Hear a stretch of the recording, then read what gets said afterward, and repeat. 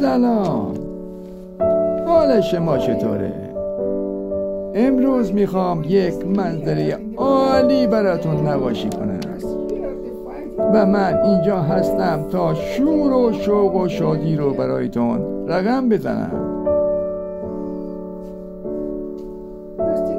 رنگ آستر رو وقتی زدیم میریم سراغ زرد و سپس رنگ آبی لاجوردی. آبی لاجوردی رو برای این نقاشی زیبا، واقعا زیبا، با قلم اجرا میکنیم.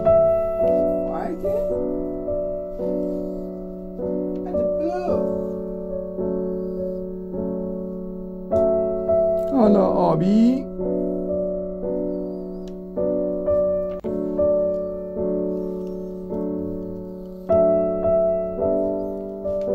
حالا درخت ها رو میکشیم. درخت های کاج یا همان نراد فنداندی.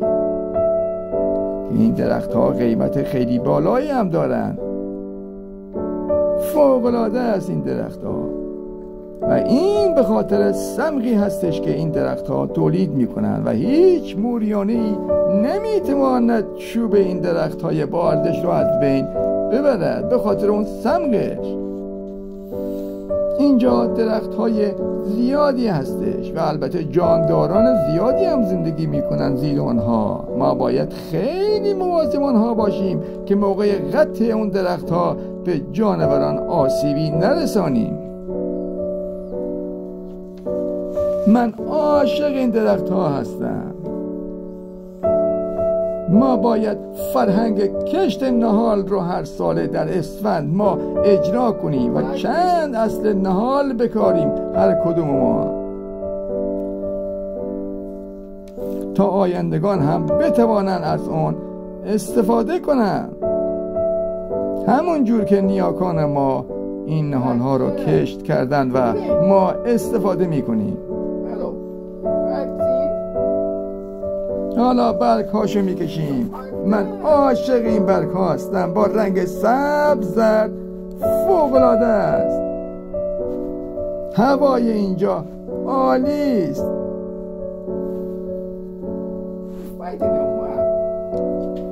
اوه یا تابلوم افتاد، ایرادی نداره.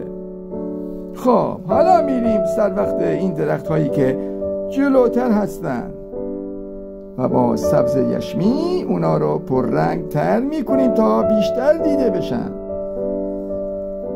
البته درخت های عقبی رو باید کمی کم رنگ تر بکشیم تا پرسپکتیو رعایت بشه.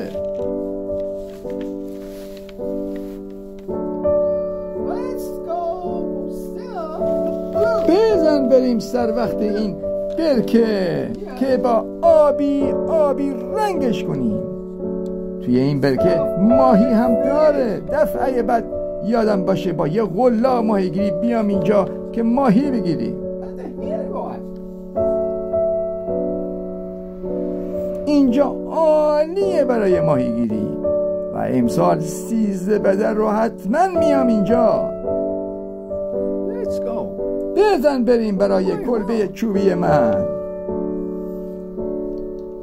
سقفش رو با قهوه واندایک روشن نور پردازی میکنیم.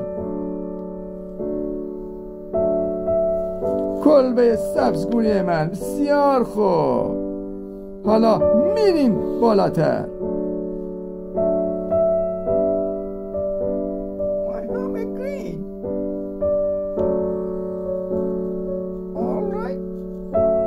بالا و بالاتر. حالا این درخت های کنار کلبه رو میکشیم. واو چه درخت های زیبایی.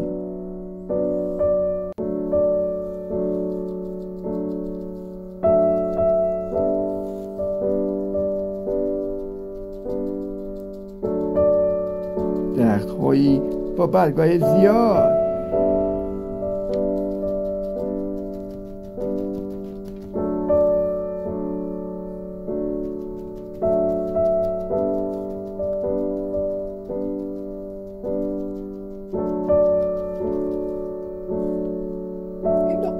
face واو، من عاشق این صدای قلمو هستم که اینجوری خشکش میکنم.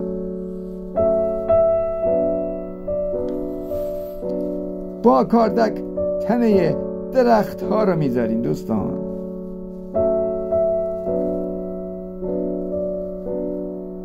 بزن بریم برای رنگ تیره.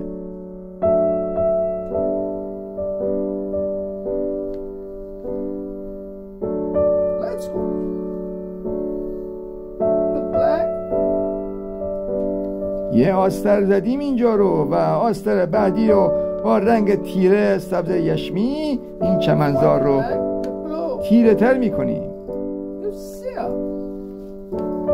این رنگ تیره با مقداری آبی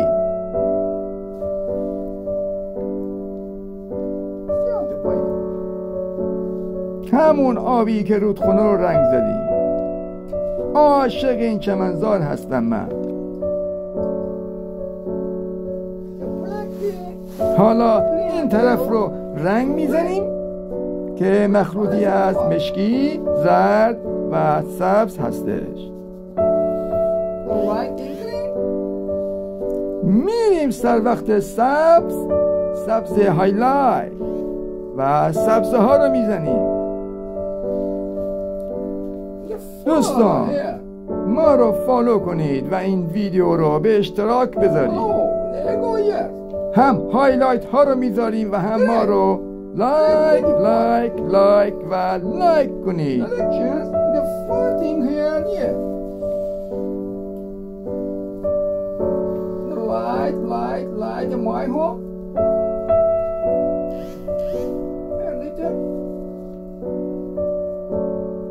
سبز کمرنگ،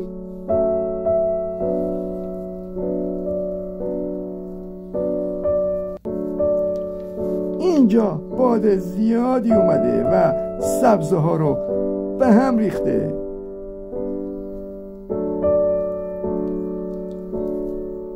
ولی ایرادی نداره.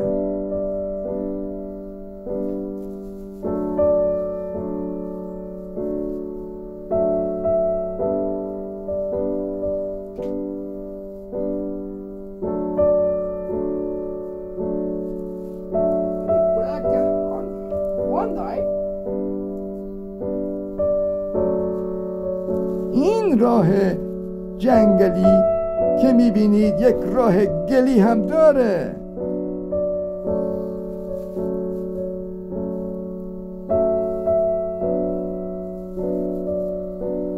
من عاشق این راه های گلی هستم. اینجا یه باغچه بود که دور تا دورش رو پایه چوبی و سیم و خاردار زده بودن و هیچ چیزی هم داخلش کشت نشد، ولی ما اونو درست میکنیم و داخلشو نهال و گل کشت میکنیم. دوستان ما رو فالو کنید در اینستاگرام و ما رو دنبال کنید. ممنونم از شما که تا اینجا با من بودید. عاشقتونم دوستان.